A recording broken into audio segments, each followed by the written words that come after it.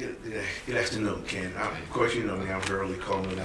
Myself and Pastor Robert Davis of Christ Fellowship Baptist Church. A few years ago, we came together with some other pastors to create a group called the Saginaw Faith Collaborative. We didn't have any agenda other than to try to be together, to work together toward community events, community development, trying to find ways to improve and enhance circumstances. So recently, we were able to receive a grant to look at COVID. There's a lot of things going on to try to increase people's participation in the vaccine, increase education, and just bring about some understanding of the disparities that have happened, as well as the ongoing threat of it. But this particular conversation is about churches and how COVID has affected us as churches. Now, you're a pastor here at New Life. Tell me a little bit about New Life. Well, New Life is a Protestant, evangelical, charismatic church. Been around almost 40 years now, coming about 40 years. I guess I've been on staff about 21 years now. So I've been affiliated with the church for about 30 years. So we have about probably 450 folks that call this their home, members and regular attenders. And we've been at this location for probably about 21 years now. It's a beautiful place. Thank you, appreciate that. So I mean, that's a little bit about it. So one of our real passions is to reach into the community and serve. And have you ever been called a suburban church? Probably. I mean, that's probably what we are. I sometimes classify us as a suburban church with a little bit of an urban flavor to it. Tell me what that means. Well, we really have tried to move into more urban areas in ministry. And also, as time has gone on, we've become a little bit more diverse. We're primarily a Caucasian white church. But more and more people over the course of time that we've become partnered with or, affiliated with, are more people of color. Still very much the minority. Just for clarity and just to be honest with whoever sees this, so you and I have been friends for a number of years. Yes.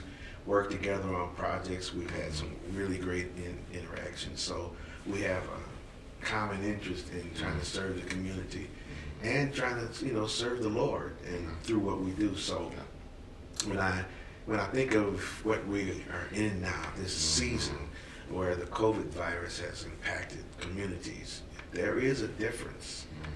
And how do you see the difference in how we are responding to COVID in suburban versus urban areas and church versus the general public? Well, pretty urban early on, especially with Detroit and New York City. It was clear that urban areas and minority groups were getting hit harder. I would say in the early days, we did not have as many people infected until the last 2 or 3 months. We've been sicker in the last 60 days than we were through the entire pandemic. Is that right? Quite unique when you think about it.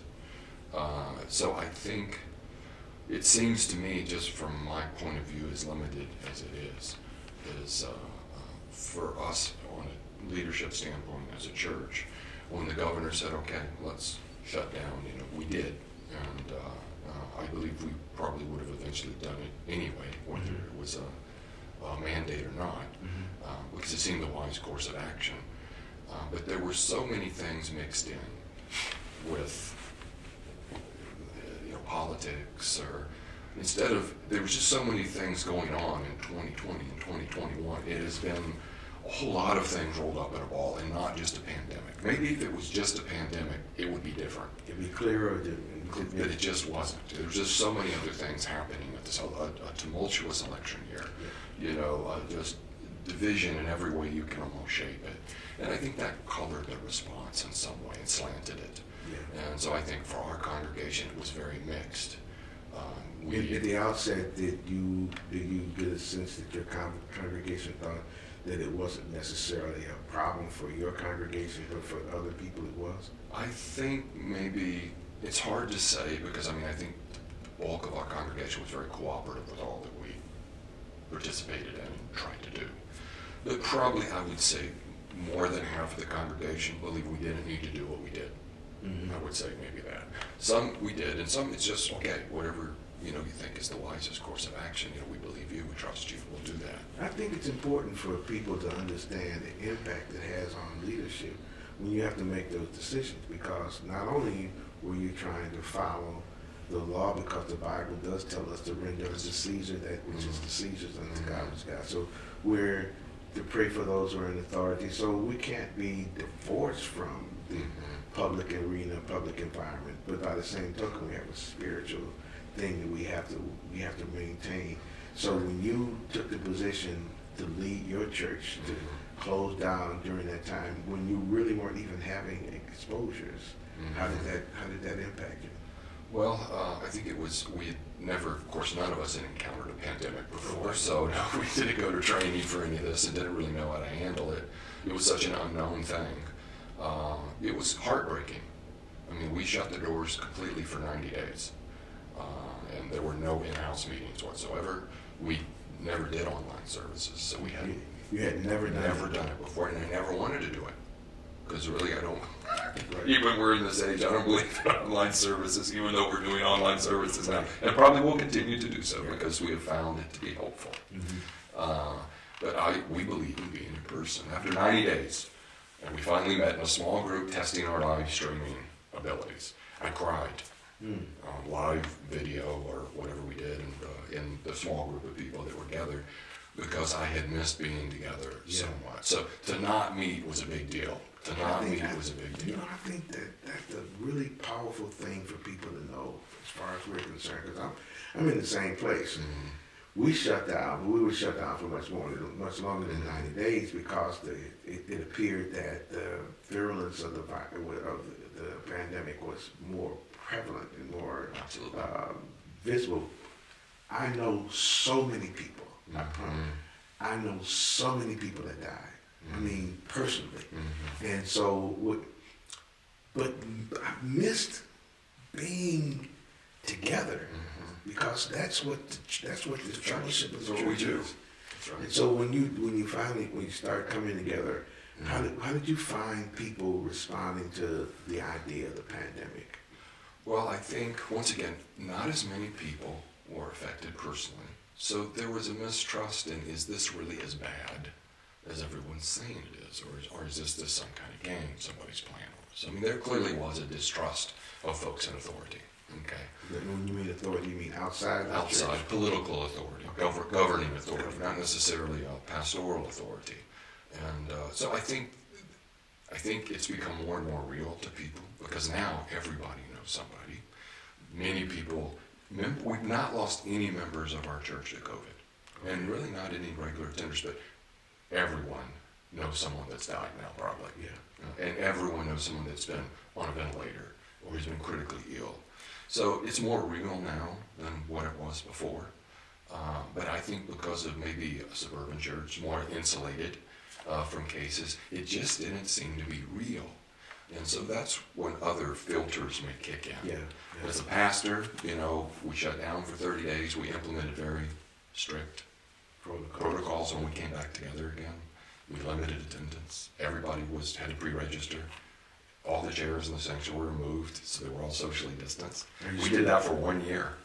So, but you went back. You're back reverted now to just normal. We're normal now. You don't have the intake protocols or anything. No, we do special cleaning, and we encourage people to wear masks. The attendance has not rebounded though, so we just don't have as many people in the building. What do you think that is? Well, a lot of people are watching online. A substantial portion, but I would say our in-person attendance is down 40% from pre-pandemic levels. 40%. I did a little number crunching, which is quite substantial.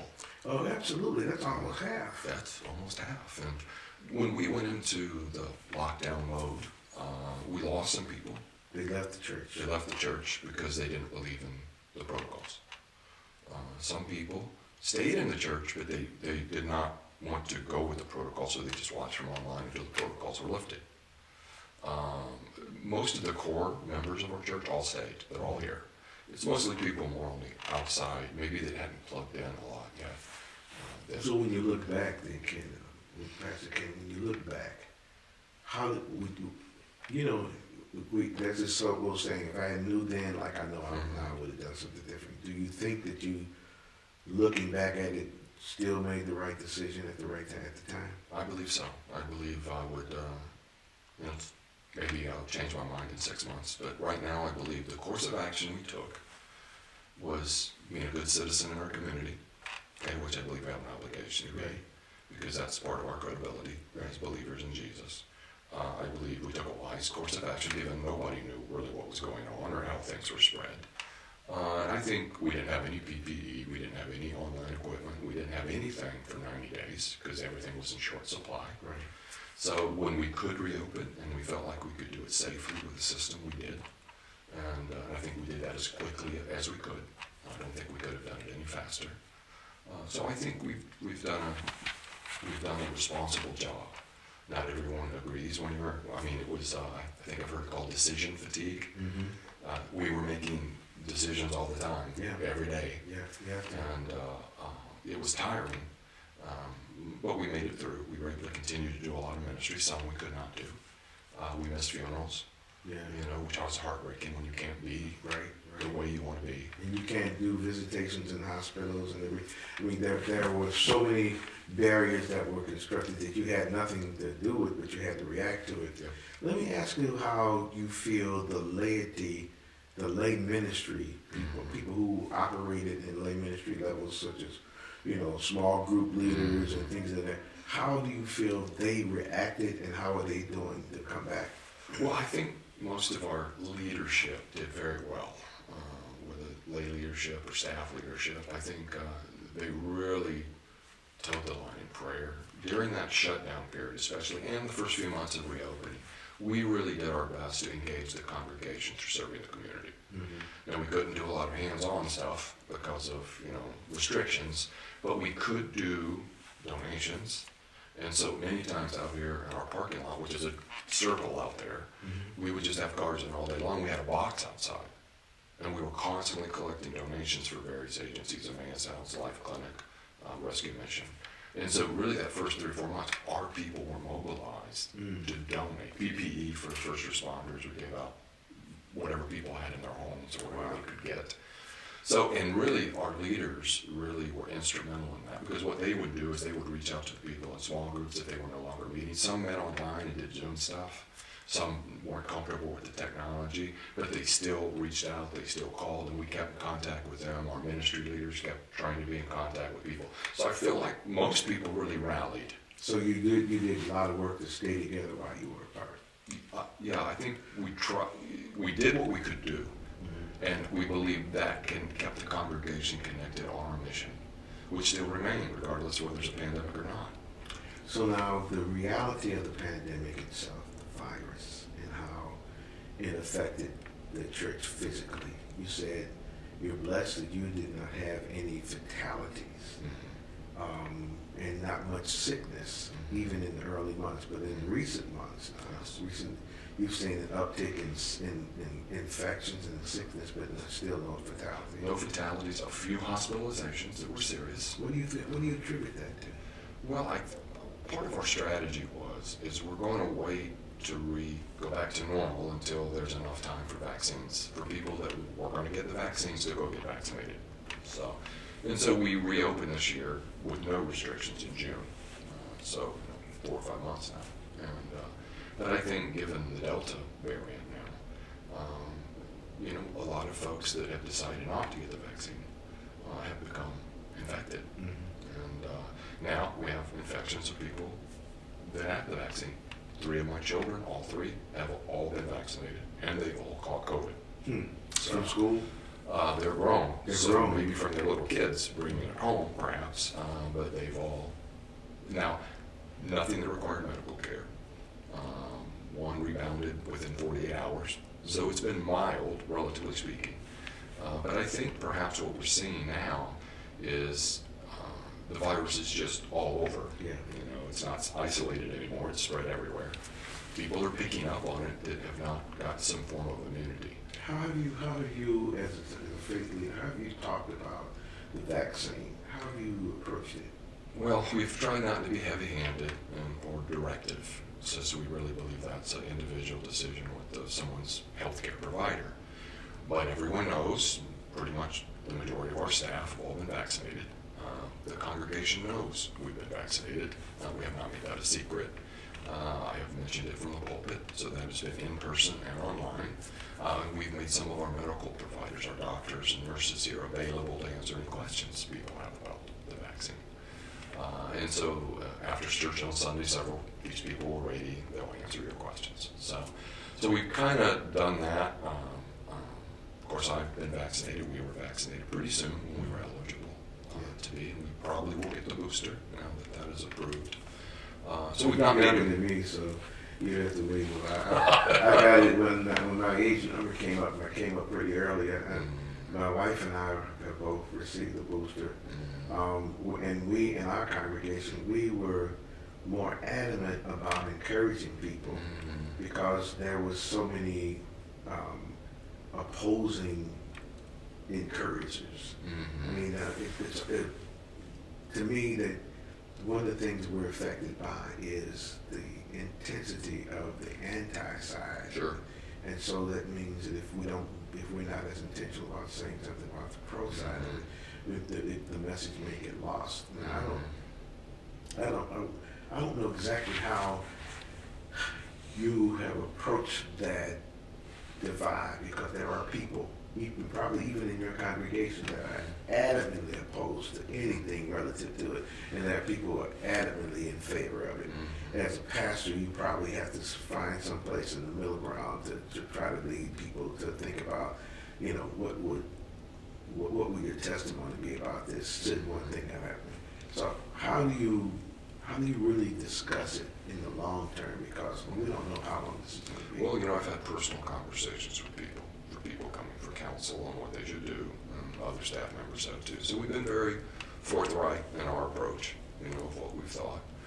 Other people very much disagree with our approach and still disagree with our approach. They're not convinced.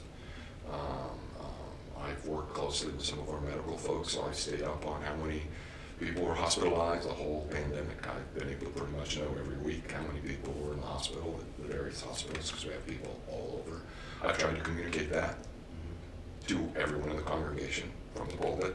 And so we've been forthright about the dangers of COVID. And once again, we've made our medical providers available publicly and in service to do it.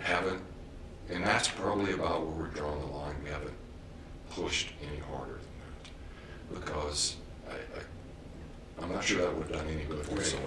Right. Once again, we've lost a substantial number of people that just wanted to wear a mask. Okay, even if it was only for 30 seconds from the door to the sanctuary until you got seated. That's the only time it was required. Really? Yeah. So once you get in the sanctuary, all the chairs were spread apart, so you could sit next to each other, one family unit, and then I think we had 6 feet between each unit household, because it's a fairly large sanctuary, so we were able to do that. We limited the numbers. So everybody was relatively, and then everyone had to go outside afterwards for fellowship. That wasn't allowed in the building. So, we really took a pretty strong view of that in-house. So that was going to be my nearly last question. I want to talk about how COVID has affected lifestyle. Because there's some things that we won't go back to. Life has changed, that's for sure. I think people are definitely looking differently. Lifestyle and ministry, how we do our ministry. There are things that we used to do that we may not do again because we found they weren't productive. And so, in some ways, the pandemic has been terrible. In other ways, it has got us to rebuild our foundation. And as a pastor, as a leader, it has exposed some things that maybe are good. Our people rallied. The core of our congregation stayed and plugged in, and they did what needed to be done to get us through. Right? They gave, they served, they did what needed to happen.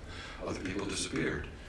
So really, it exposed some sore spots, maybe some parts that need to be bandaged and healed and retrained, perhaps. As lifestyles go, we still don't serve coffee on Sunday. We haven't brought that back yet. So it's the social gathering piece of it inside the building. It's still more tentative. And a lot of people, we've had people, because of their concerns through COVID, they have not returned to a service. They're still giving, they're still watching, but they haven't returned.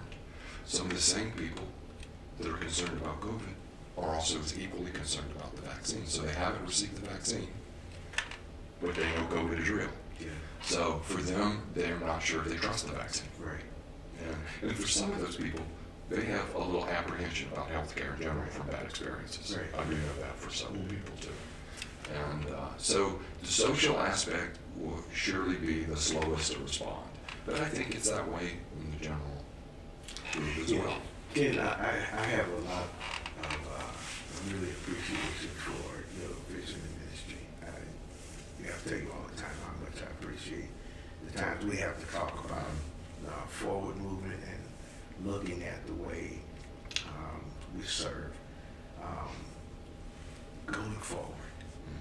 If you had a moment to just speak to, for three groups. The first one, speak to the general public about what you believe church is and church's role is in the future as it relates to how we maneuver through this new environment. Then speak to pastors. There have been some young pastors or other pastors who are not where you are and how you would encourage them to move forward. And then thirdly, that person who just doesn't believe that this is real, how would you speak to them? Well, I think on the first, the church has always been about the gathering of God's people as a light in the world. And the pandemic has challenged that. There's no question about it. Our job, our mission is to take the good news of Jesus to everyone. And that's been the mission for 2,000 years. And regardless of what happens in the world, that continues to be the mission. Yeah. We're to take the light and love of God everywhere. And we're blessed to be a blessing. I mean, that's what we do. And so I'm very confident in our mission that we'll continue to do that mission.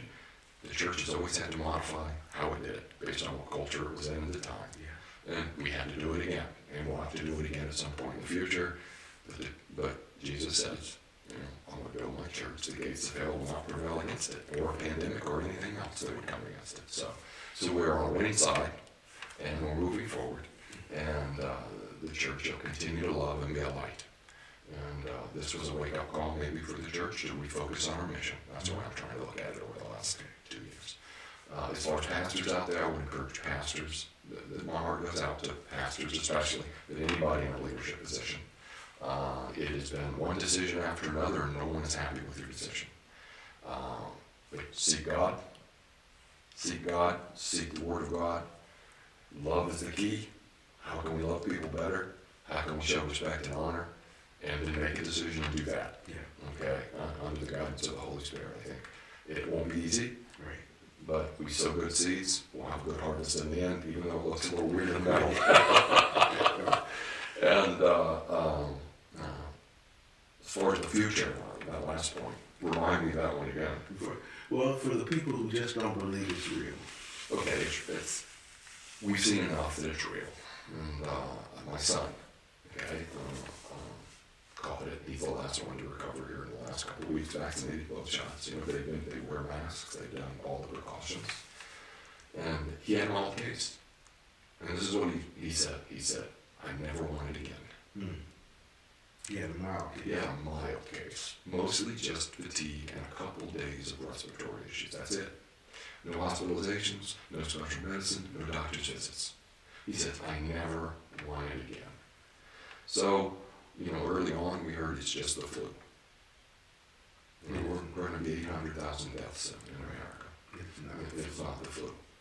And it is serious. We need to think about it. I'm not saying we need to walk in fear, but we need to walk in wisdom. And we'll be through it. We're going to get through it. And we'll look back, but this will be a time when it's pre-pandemic and post-pandemic. We're going to define this for our generation. This is going to be a major defining. That's going to be a line. Yeah. And so we'll get through it, but we need to be realistic about it and treat it for what it is so we can continue to do the mission that's called us to. Well, I appreciate your time, Ken, and I appreciate your leadership and your stance. And I'm most appreciative of the fact that you and I, from different backgrounds, from different cultural environments, can always find a way to sit down together and talk, and we will not allow the politics of the world to interrupt what God has brought as fellowships and fellows in the ship. So thanks again. Thank you, brother. Always a pleasure to talk to you. Bless you.